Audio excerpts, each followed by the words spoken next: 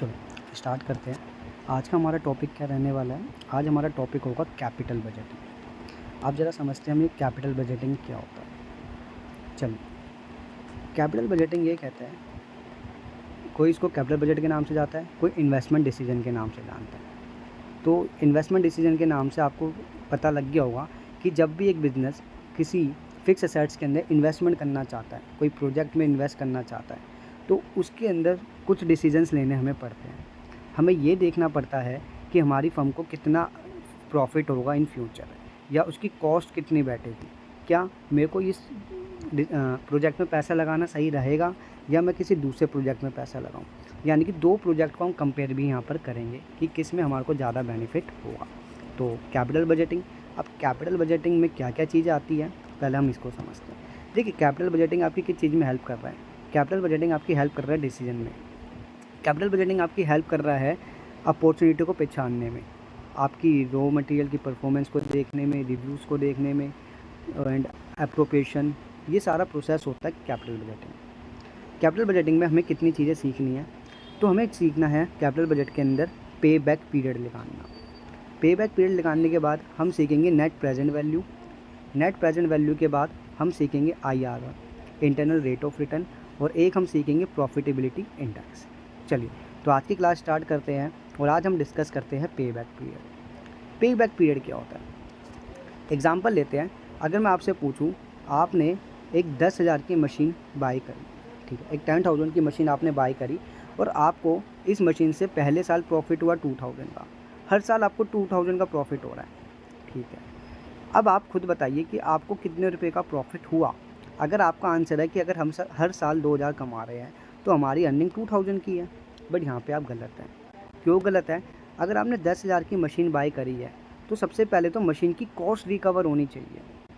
Machine की cost recover होनी चाहिए। तो अगर मैं आपसे पूछूं, भाई 10,000 की मशीन है, आप हर साल 2,000 पे कमा रहे हैं, तो 2,000 से अगर मैं डिवाइड कर दूं, यानी कि 5 साल, यानी कि 5 साल तक में तो आपकी मशीन की कॉस्ट ही रिकवर होएगी। तो उसके बाद आप कमाना चालू करोगे, यानी कि 6th ईयर में आप कमाना चालू करोगे। तो हम बोल सकते हैं जो पे बैक पीरियड है, पे बैक पीरियड का मतलब हमें समझ में आया कि जो हमारी इन्वेस्टमेंट है, हमारी इन्वेस्टमेंट का पैसा जितना भी हमने लगाया है वो कितने टाइम में रिकवर होगा। तो वो कितने टाइम में रिकवर हुआ यहाँ पे 5 ईयर्स में, इसी को बोलते हैं पे बैक पीरियड। और हमने पे बैक पीरियड निकाला कैसे? हमने पे बैक पीरियड निकाला, हमारी इन्वेस्टमेंट कितने की थी, इनिशियल इन्वेस्टमेंट। दूसरा, हमने इसको डिवाइड किससे करा? Cash flow. कैश इनफ्लो का मतलब यहाँ पर क्या है कि कितना पैसा आपके पास हर साल आ रहा है, ठीक है। इस तरीके से हमने पे बैक पीरियड को निकाला। चलिए, तो पे बैक पीरियड क्या है? The payback period is the amount of time that it take to recover your cost in a project. तो आपकी प्रोजेक्ट की कॉस्ट को रिकवर करने में कितना टाइम लगा। अब हम यहाँ पर देखते हैं पे बैक पीरियड दो तरीके से निकल सकता है। जब हमारा कैश क्या हो, इक्वल हो कैश इनफ्लो, और एक में कैश इनफ्लो अनइक्वल हो। चलो, पहले हम समझते हैं इक्वल।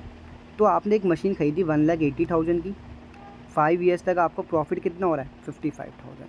कह रहा है आपको पे बैक पीरियड निकालना है। देखो, हम सिंपल इसको क्या कर सकते थे? हम सिंपल इसको कर सकते थे इस तरीके से कि 1,80,000 की मशीन है, हर साल मैं 55,000 क्या कर रहा हूँ? अर्न कर रहा हूँ।